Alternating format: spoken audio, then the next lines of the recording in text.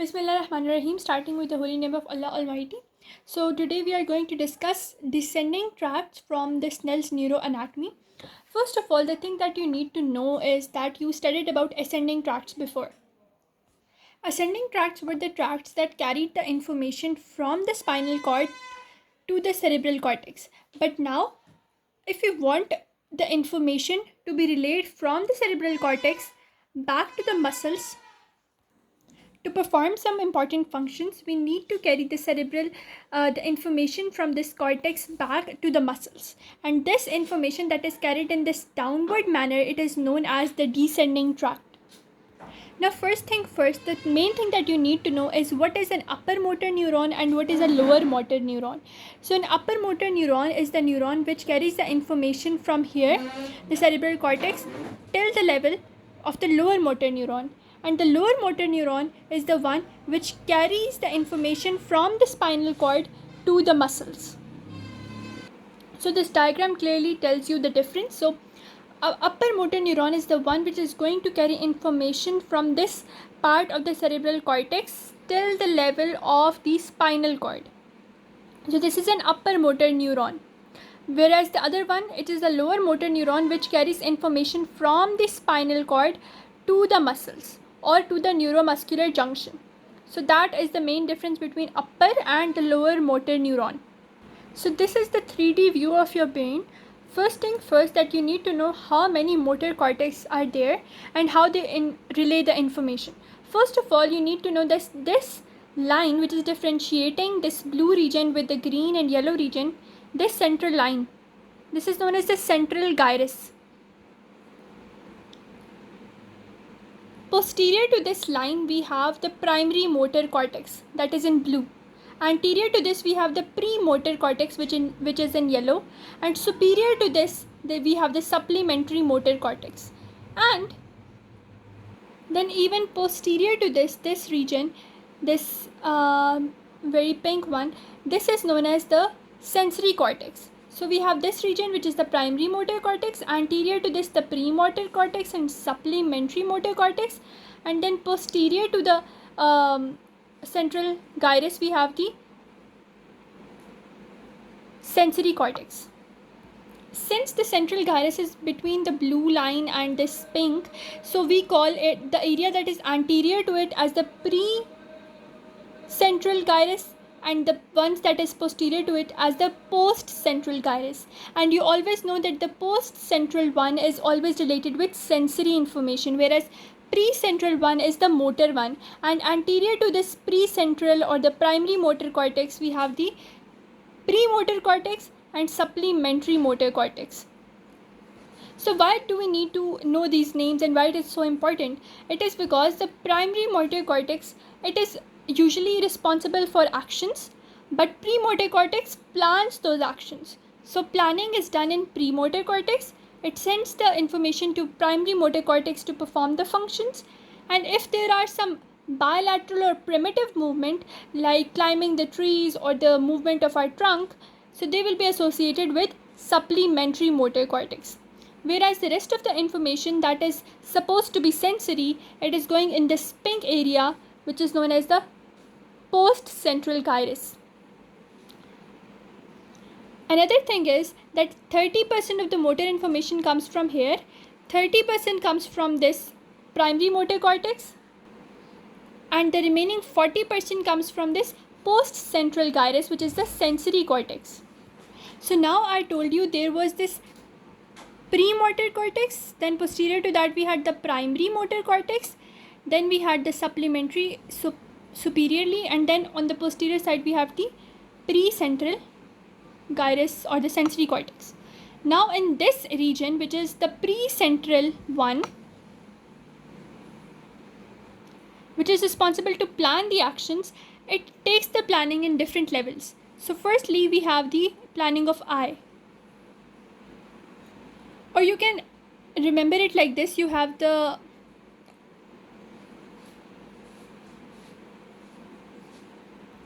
H-neb mnemonic.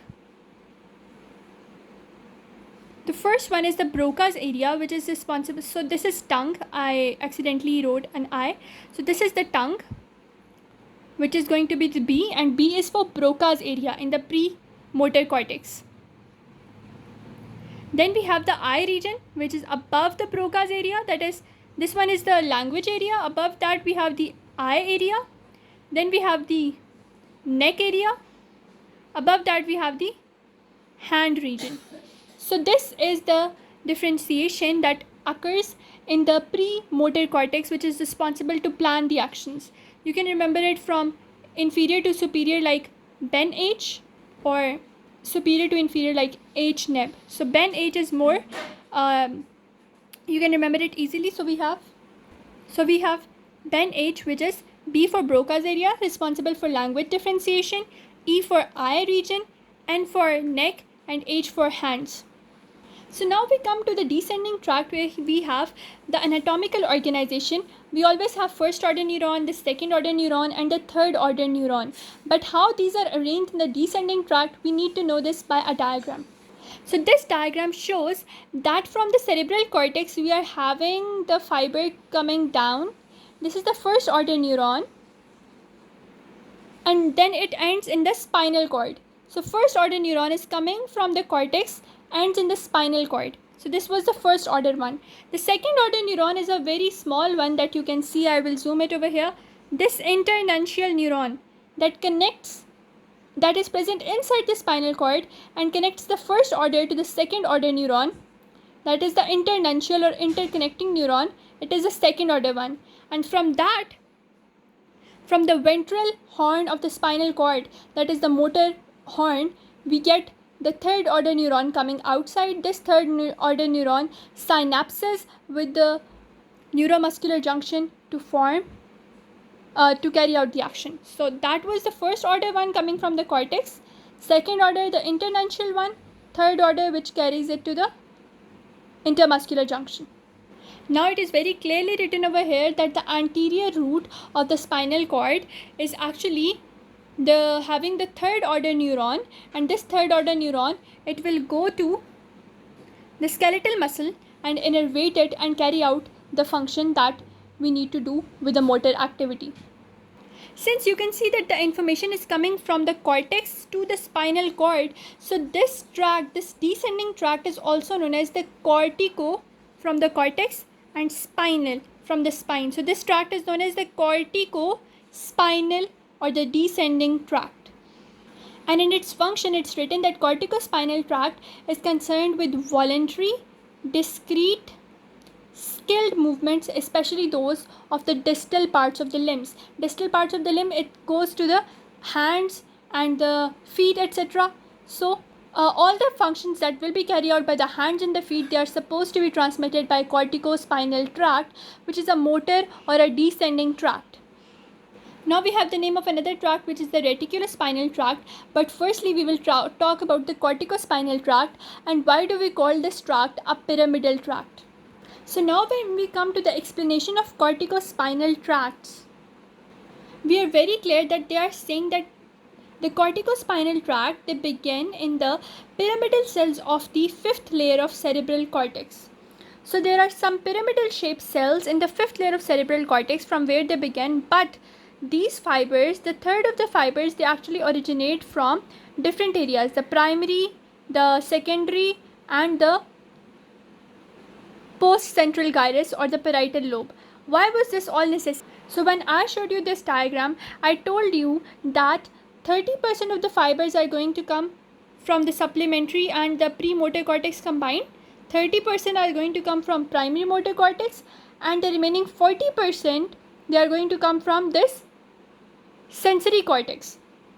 So 1/3 from here, 1/3 from here, and 1/3 from here, or you can say 2/3 from the pre-central cortex and 1/3 from the post-central gyrus.